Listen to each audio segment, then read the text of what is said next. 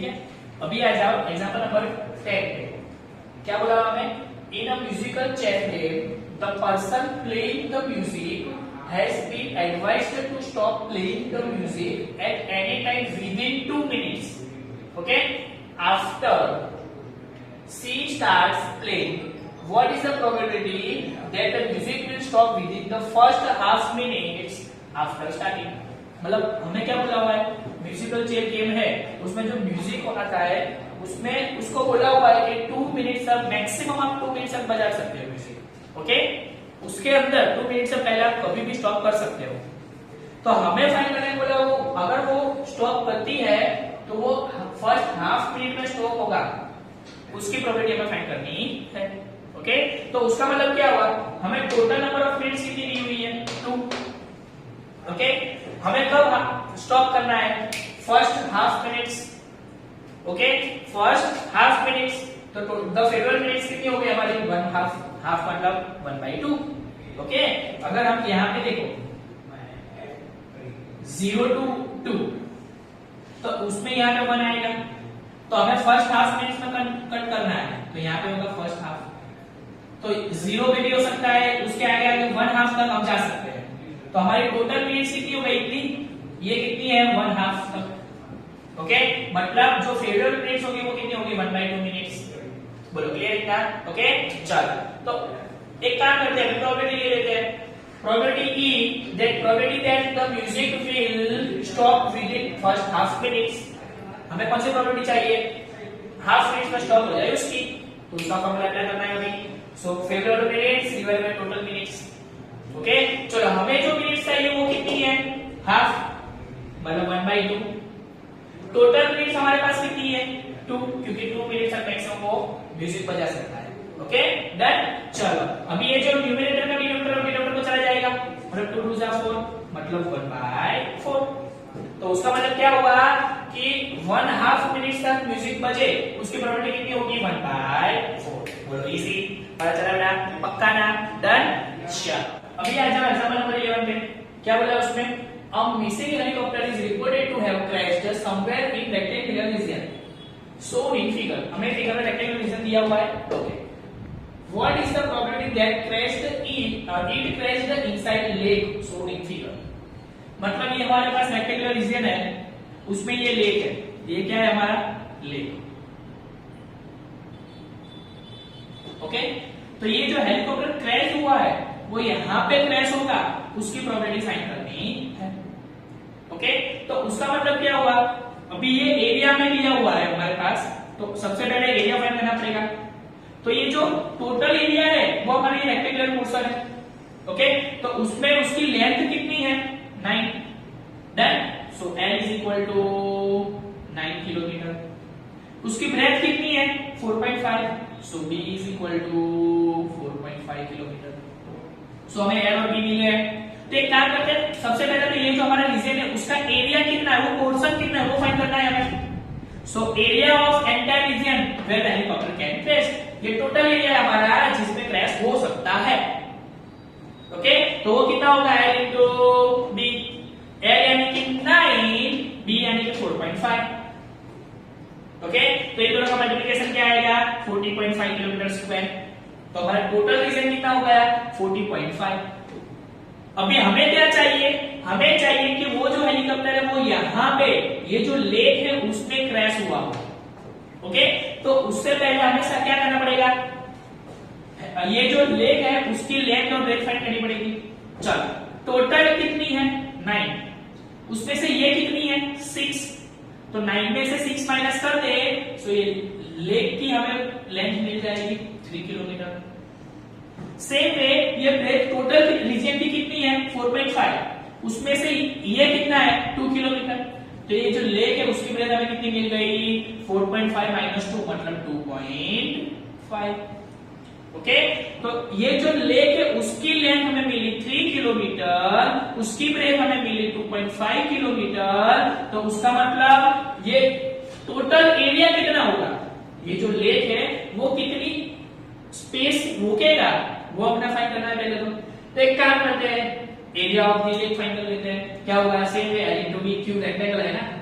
Okay so 2.5 into 3 मतलब 25 3 75 एक digit cut करना है मतलब 1 पॉइंट कट कर दिया 7.5 किलोमीटर स्क्वायर। बोलो इतना पता चल गया डन ना। तो अभी हमें प्रोबेबिलिटी फाइंड करनी है। कौन सी प्रोबेबिलिटी कि ये जो क्रैश्ड हेलीकॉप्टर है वो लेक में गिरा हो उसकी प्रोबेबिलिटी मतलब P of E probability that helicopter crashed in the lake. तो उसका फार्मूला हमें पता है। फार्मूला क्या होगा favourable outcomes divided by number of total outcomes. चलो फेवरेबल आउटकम्स कितने हो गए मतलब लेक का एरिया हमारे पास है 7.5। Okay number of total outcomes कितने हैं नंबर ऑफ टोटल आउटकम्स 40.5 मतलब 40.5। ओके चलो तो अभी एक काम करते हैं यहाँ पे पॉइंट के बाद एक डिजिट है यहाँ पे भी पॉइंट के बाद एक डिजिट है मतलब वो कट हो जाएगा। तो क्या मिला हमें 75/405। बोल रहे बेटा क्लियर। चलो कट करते हैं 15 5 ओके और यहाँ पे क्या होगा 81 5 कट। तो यहाँ पे हमें मिला 15/81। अभी भी कट हो सकता है 5 3 8 27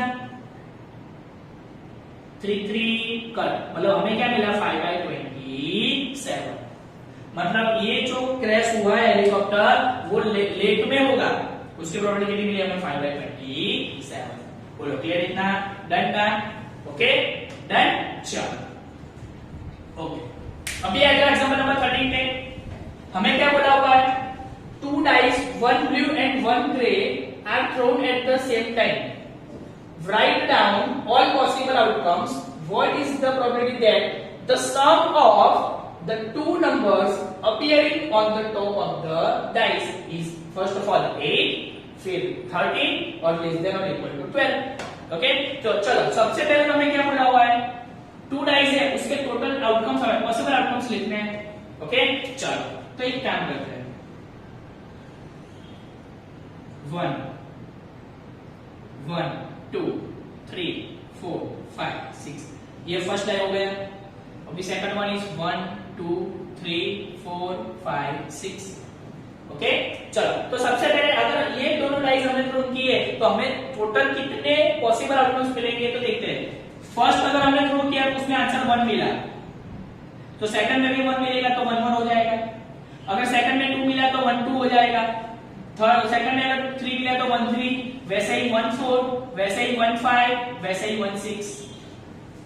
अगर सेकंड फर्स्ट में हमें 2 मिला हमें सो क्या हो जाएगा 2 और सेकंड में हमें 1 मिलता है तो 1 अगर 2 मिलता है तो 2 3 मिलता है तो 3 2 4 2 5 2 6 वैसे ही 3 मिलता है तो 3 1 3 2 3 3 3 4 3 5 3 6 वैसे ही 4 1 4 2 4 3 4 5 4 6 सेम वे 5 के लिए 5 1 5 2 5 3 5 4 5 5 6 एंड 6 के लिए 6 1 6 2 6 3 6 4 6 5 6 ओके तो उसका मतलब टोटल अपना आउटकम्स कितने मिलेंगे 36 हो गए टोटल नंबर ऑफ आउटकम 36। बोलो क्लियर इतना डन। अभी हमें क्या करना है अगर हम डाइस थ्रो करते हैं तो जो दोनों के लिए आंसर मिलता है सपोज हमें 1 1 मिला तो उसका एडिशन हमें करना है। क्यों क्योंकि हमें बोला हुआ है यहाँ पे appearing the sum of the two numbers मतलब 8 होना चाहिए। सो यहाँ पे 1 1 मिलता है तो 1 + 1 8 होता है नहीं होता है तो आंसर हमें नहीं चाहिए। हमें एडिशन कितना करना पड़ेगा 8। ओके तो सबसे पहले ले लेते हैं the outcomes related to the event the sum of the two numbers is 8। तो टू नंबर्स के सम 8 हो उसके कितने आउटकम्स हो देख लेते हैं पहले। चलो 1 + 1 2 8 नहीं होता 2 + 1 3 8 नहीं होता 3 + 1 4 8 नहीं होता 4 + 1 5 5 + 1 6 6 + 1 7 8 नहीं हो रहा है 2 + 1 3 2 + 2 4 3 + 2 5 4 + 2 6 5 + 2 7 6 + 2 8 हो गया 6 + 2 8 मतलब हमें जो आंसर चाहिए वो ये चलेगा 2 6 8 हो रहा है ना तो उसका मतलब ये आंसर हमें चल सकता है 2 6 लिख दो। अभी 3,1 नहीं, 3,2 नहीं, 3,3 नहीं, 4,7 नहीं, 3,4 नहीं, 3,5 चलेगा। 5 + 3 8, मतलब ये भी आउटकम्स हमें चाहिए, चलेगा। तो लिख दो 3,5। चलो 3,6 नहीं, 4,1 नहीं, 4,2, 4,3, 4,4 8, 4 + 4 8, मतलब ये भी चल सकता है, मतलब वो लिख दो 4,4। चल 4,5 नहीं, 4,6 नहीं, 5,1 नहीं, 5,2 नहीं, 5,3, एडिशन 8 हो जाएगा, मतलब 8, तो ये भी चल सकता है, मतलब 5,3। 5,4 नहीं, 5,5 नहीं, 5,6 भी नहीं, 6,1 नहीं, 7 होता है, 6,2 8, मतलब ये भी चलेगा, तो 6,2। उसके आगे कोई भी एडिशन 8 हो नहीं सकता, है ना। तो हमें जो चाहिए वो आउटकम्स कितने मिले हमें, 1 2 3 4 5, मतलब जो फेवरेबल आउटकम्स है वो कितने हो गए बेटा, 5। ओके, चलो तो एक काम करते हैं, अभी प्रोबेबिलिटी ले लेते हैं। P of E1 क्या होगी, probability of getting the sum of the two numbers is 8, मतलब हम डाइस रोल करेंगे तो वो जो आंसर आएंगे उसका सम 8 हो, उसकी प्रोबेबिलिटी कितनी, तो favourable outcomes divided by number of outcomes. Okay, तो फेवरेबल आउटकम्स हमारे कितने हैं, 5, जो चाहिए वो divided by total number of outcomes, तो 36 है ही हमारे पास, तो अपन 36। बोलो क्लियर बेटा, डन ना, इतना पता चला। ओके चल, सो अभी सेकंड क्या है, उसमें हमें क्या बोला है, सम हमें कौन सा चाहिए, 13। So there is no outcome favourable to the event, the sum of two numbers is 30। देख लो, हमें सम चाहिए 30। ओके, 1 + 1 2, 1 + 2 3, 1 + 3 up to 2, 6 + 6 12 होता है, 12 के आगे जा सकता है नहीं, मतलब 13 सम हो ही नहीं सकता, है ना। तो उसका मतलब क्या हुआ, हमें जो चाहिए आंसर, उसका आंसर कितना होगा, 0, एक भी नहीं। ठीक है, चलो उसके प्रोबेबिलिटी हम ले लेते हैं, P of E2, probability that the sum of two number is 13। Okay, done ना। चलो तो उसके लिए हमें फॉर्मूला अप्लाई करना पड़ेगा, favourable outcomes divided by number of outcomes. चलो हमें जो आउटकम्स चाहिए वो हमारे पास कितने हैं, 0, एक भी नहीं आ सकता है ना सम 13, तो और टोटल नंबर ऑफ आउटकम्स 36, सो 0 अपन सब में 0, मतलब एडिशन 13 हो उसकी प्रोबेबिलिटी कितनी होगी, 0, कभी भी नहीं हो सकता। ओके, बोलो क्लियर बेटा, अभी डन ना। चलो अभी क्या बोला है, थर्ड नंबर लेस देन और इक्वल टू 12, मतलब हम डाइस थ्रो करेंगे तो उसके जो आंसर आएंगे उसका सम 12 और 12 से कम होना चाहिए। तो बेटा 1 + 1 2, 12 से कम, 2 + 1 3, 12 से कम, अब तो 3, 6 + 1 6, 12, मतलब हर एक आउटकम्स के का एडिशन 12 और 12 से कम ही होगा, है ना, है ना। उसका मतलब all the outcomes are favorable to the event sum of two numbers less than or equal to 12 is equal to 36। ये सब के सब आउटकम्स है, उसका एडिशन 12 और 12 से कम ही होगा। इक्वल टू बोला हुआ, मतलब 12 हम चला सकते हैं, तो 6 + 6 12 हो सकता है। बोलो क्लियर है, डन। तो चलो अभी प्रोबेबिलिटी ले लेते हैं, P of E3, probability of getting the sum of two numbers less than और इक्वल टू 12, तो उसका फॉर्मूला अप्लाई कर दे, favourable outcomes divided by number of outcomes.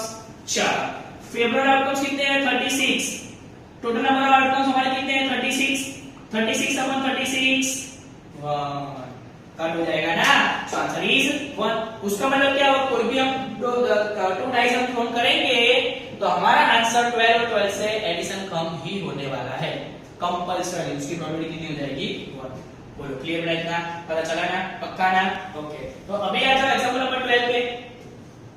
Okay, चलो अभी आपको जो हमने एग्जांपल नंबर 13 किया वैसा ही सम एक्सरसाइज में हमने दिया हुआ 22 नंबर का जो हमने बाकी रखा था, वो आपको खुद से करना है, पता चला कैसे करना है, अभी डन ना।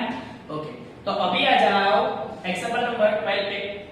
उसमें क्या है, the carton consist 100 shirts of which 88 are goods, total number of shirts कितने हैं, 100, उसमें से 88 गुड, मतलब अच्छे, 8 have minor defects and 4 have major defects, मतलब 8 शर्ट्स है उसको थोड़ा ही माइनर डिफेक्ट है।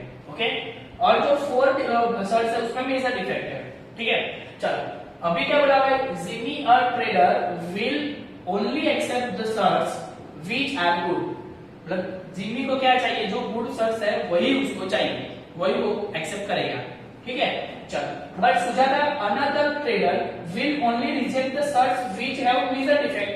मतलब सुजाता जो ट्रेडर है वो क्या करेगी, जो मेजर डिफेक्ट है वो ही नहीं लेगी, मतलब गुड शर्ट्स कंसीडर करेगी, जो माइनर डिफेक्ट है वो भी कंसीडर करेगी। ओके, तो सबसे पहले हमें प्रॉब्लम फाइंड करने को बोला हुआ है it is acceptable to Jimmy. तो एक काम करते हैं, चलो टोटल नंबर ऑफ आउटकम्स कितने हमारे पास 100। अभी हमें प्रोबेबिलिटी फाइंड करनी है कि जिमी वो शर्ट लेगा, तो उसके लिए हमें क्या करना पड़ेगा, the number of outcomes favourable to Jimmy. मतलब जिमी हमें पता है जिमी क्या करेगा, will only accept the shirts which are good. मतलब जो अच्छे शर्ट्स है वही वो चूज करेगा, तो तभी वो एक्सेप्ट करेगा। तो उसका मतलब जो जिमी को फेवरेबल है वो कितने हो गए 88, है ना। तो गुड शर्ट्स आर 88। ओके, चलो तो एक काम करते हैं, प्रोबेबिलिटी पुट कर देते हैं P of E1 shirt is acceptable to Jimmy.